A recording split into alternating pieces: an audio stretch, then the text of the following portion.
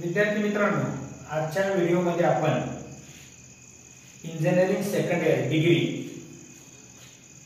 Numerical method या chapter मध्ये आपण न्यूटन्स फॉरवर्ड फॉर्म्युला पाहणार आहोत.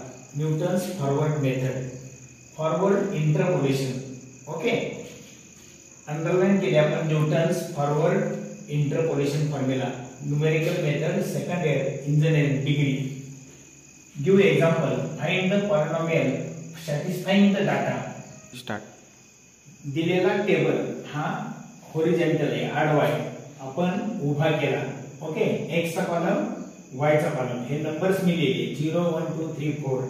सेकंड -4 -4 0 14 44. ओके, नेक्स्ट टॉपिक आपल्याला कन्सेप्ट असा आहे, ओरिजिनल कन्सेप्ट असा आहे, फॉरवर्ड डिफरन्शिएशन आहे. कोणता डिफरन्शिएशन?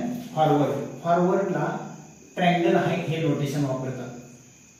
ट्रायंगलचा सिम्बॉल हा फॉरवर्ड साठी असतो आणि बॅकवर्ड साठी हा सिम्बॉल वापरतात. याला बॅकवर्ड म्हणायचं. हे टोक जर डाऊन असेल तर बॅकवर्ड, हे टोक जर वरती असेल तर forward. Okay, next x column complete, y column complete. याला मार्किंग करतात. x0 हा x1, हा x2, हा x3 आणि हा x4.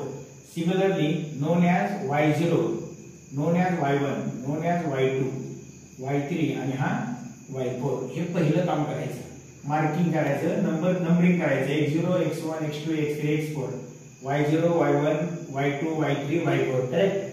नेक्स्ट कॉलम आहे delta 1, delta raise to 1. Second delta square, delta cube, delta raise to 4, known as forward. Okay, आता हा डेल्टा काढताना आपल्याला पुढच्यातून पाठीमागचा मायनस करायचा असतो, नेक्स्ट मधून प्रिव्हियस. ओके, सपोज 5 असेल आणि खाली 6 असेल तर आन्सर काढतात 6 - 5, आन्सर येतं 1. रेडी. हा कन्सेप्ट लक्षात ठेवा. पुढच्यातून पाठीमागचा -4 - -4, आन्सर येतं -4 - -4, आन्सर येतं -4 + 4, आन्सर येतं 0. मग हे सेंटरला लिहायचा नंबर 0 या दोघांच्या मध्ये. ओके, आता पुढची स्टेप. हा 0 -4 -4, आन्सर झालं +4. हा 14, हा 1 4 आहे. 14 - 0, आन्सर येतं 14. 44 - 14, आन्सर येतं 30.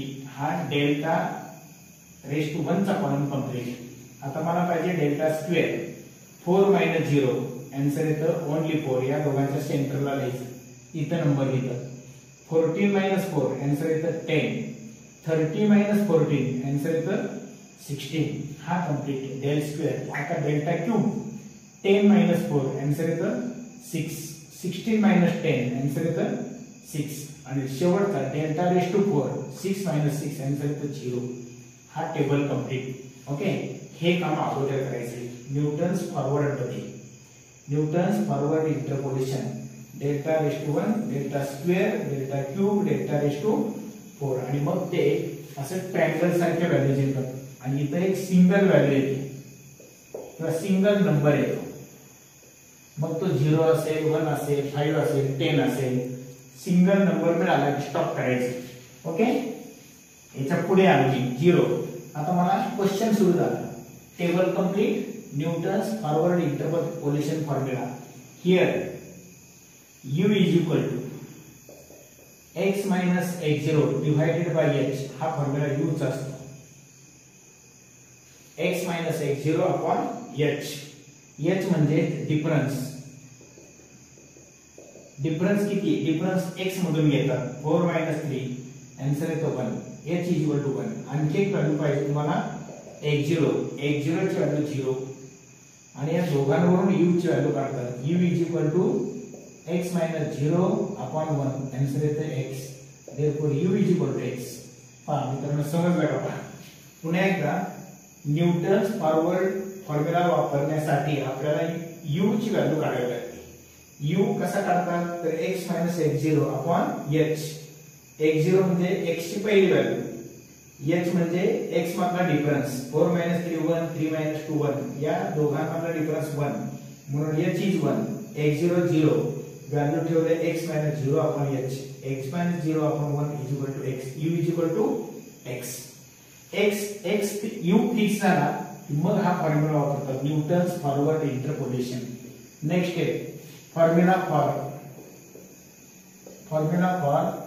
Newton's forward interpolation interpolation. Okay, is interpolation formula is. सुरुवात करतात y is equal to start असतो इथून y is equal to y0. First term आहे y0 प्लस हा ब्रॅकेट इथे complete, okay, into y1 plus हा सेकंड ब्रॅकेट इथे complete into y2 plus हा थर्ड ब्रॅकेट इथे कंप्लीट इंटू y3 प्लस हा ब्रॅकेट इथे कंप्लीट इंटू y4. अशा टर्म लिहा. किती टर्म येणार आहेत? y0, y1, y2, y3, y4 म्हणजे 4 पर्यंतच्या टर्म. हा y0 fix, second bracket multiply y1, second bracket y2, third bracket y3, fourth bracket y4. नेहमी y च्या व्हॅल्यूज ब्रॅकेटला मल्टिप्लाय करतात आणि ब्रॅकेटच्या आतमध्ये व्हॅल्यूज u मध्ये लिहितात. पहिला ब्रॅकेट इथं u आहे पण u रेस टू 0, आन्सर इथं 1 म्हणून इथं u दिसत नाही. u रेस टू 0 म्हणून 1, आन्सर कंप्लीट. y0 only. आता सेकंड ब्रॅकेट y च्या बॉटमला नंबर आहे 1, ओके, y च्या बॉटमला नंबर 0, त्यावेळेस u is equal to 0, answer 1 म्हणून u इथे ऍब्सेंट.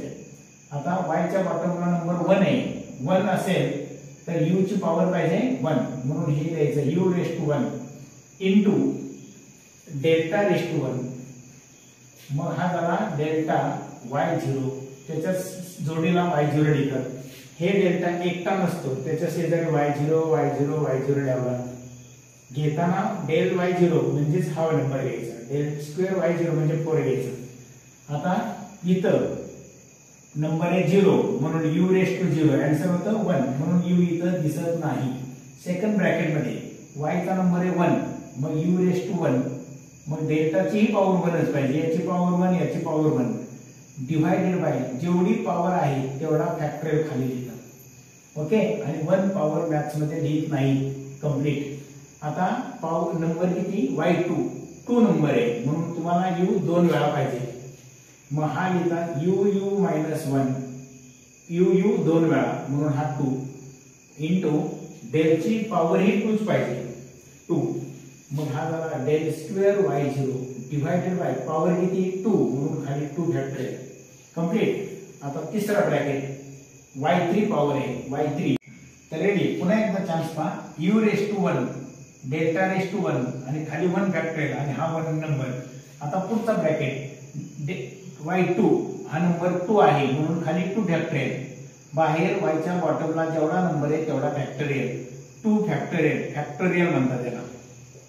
फॅक्टोरियल हे सिंबल आहे आणि 2 फॅक्टोरियल लिहितात 2 into 1. समजा मी लिहिलं 4 फॅक्टोरियल तर लिहायचं 4 3 2 into 1. आन्सर येतं 24. 4 3 12 12 2 24 24. Okay, non as factorial. आता याच्या पुढची स्टेप y2 म्हणून u 2 वेळा u मायनस 1. कुठेही आपल्याला u स्क्वेअर लिहायचा नाही, u क्यूब लिहायचा नाही. u स्क्वेअर लिहिताना u into u मायनस 1 लिहायचा, याला u into u minus 1 into u minus 2 लिहायचा. एवढी काळजी घ्यायची. u स्क्वेअर म्हणजे u मायनस 1, u क्यूब म्हणजे u minus 1 u minus 2. Ready. मग मला पाहिजे u स्क्वेअर म्हणजे u मायनस 1 2 वेळा u डेल स्क्वेअर आणि जेवढी डेलची पॉवर आहे तेवढा फॅक्टोरियल. पुढे आता y3 बॉटमला किती 3. मग मला पाहिजे u क्यूब कसा लिहिणार मी? u मायनस 1 u मायनस 2 आणि into delta cube y0 upon 3 factorial. आता एक स्टेप लास्ट आहे. हा ब्रॅकेट आहे y4. मग मला पाहिजे u रेस टू 4. मग मी लिहिणार u minus 1 u minus 2 u minus 3. Okay, 1 2 3 4 divided by 4 factorial आणि डेल्टा रेस टू 4. असा हा फॉर्म्युला कंप्लीट होतो. Concept clear. चेक करायचं. u raise to 1 delta raise to 1 y1 u 2 वेळा पॉवर 2 y2 आणि 2 फॅक्टोरियल u 3 वेळा म्हणून delta cube upon 3 factorial y3 u 4 वेळा 4 टाइम्स म्हणून delta raise to 4 upon 4 factorial upon into y4. आता ह्या व्हॅल्यूज तुम्ही पुट करायच्या.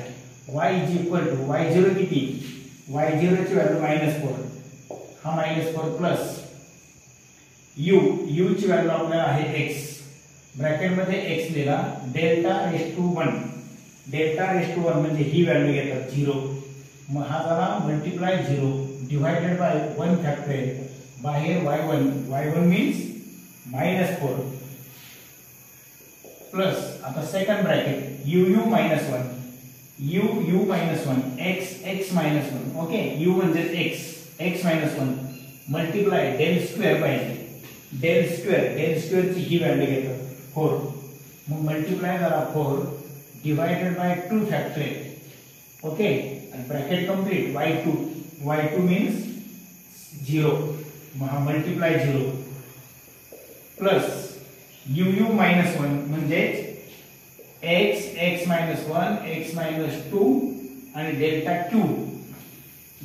क्यूब आहे 6, मग हा multiply by 6 divided by 3 factorial bracket complete multiply y3 आहे 14 आणि हा मल्टिप्लाय बाय 14, पुढची टर्म आहे 0 कारण याचा असं डेल्टा रेज टू 4 व्हॅल्यू 0 ने कोणालाही मल्टिप्लाय केल्यानंतर 0.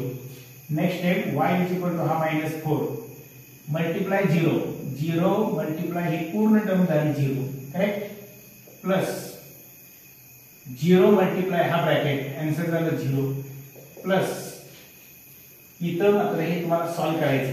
रेडी, सॉल्व करताना ब्रॅकेट मध्ये x into x - 1 into x - 2 multiply 6 upon 3 factorial म्हणजे 3 into 2 into 1 आणि मग 3 2 3 2 चा 2 आणि 2 2 cancel okay, multiply by 14 yes, आणि लास्ट आन्सर आहे y is equal to -4 0 cut हा झाला plus x into x - 1 x - 2 multiply 14 divided by झाला 1 म्हणजे हा 1 कट -4 प्लस आता हे मल्टिप्लाय करून घ्यायचं, या दोघांचं multiply x² - x -2 multiply 14 answer -4 plus या x² ने या दोघांना मल्टिप्लाय आन्सर झालं x³ -2x², आता -x ने -x² plus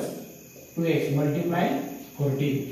next step -4 plus या 14 ने आतमध्ये मल्टिप्लाय सांगा 14x³ -28x² -14x² plus 28x. Last step -4 plus 14x³ single term as it is -28 आणि मायनस हे झाले 48x² प्लस 28x आणि एंडिंगला collect the term 14x³ 42x² plus 28x minus 4 known as Newton's forward difference formula. अशा पद्धतीने आपण बाकीचे video पाहू.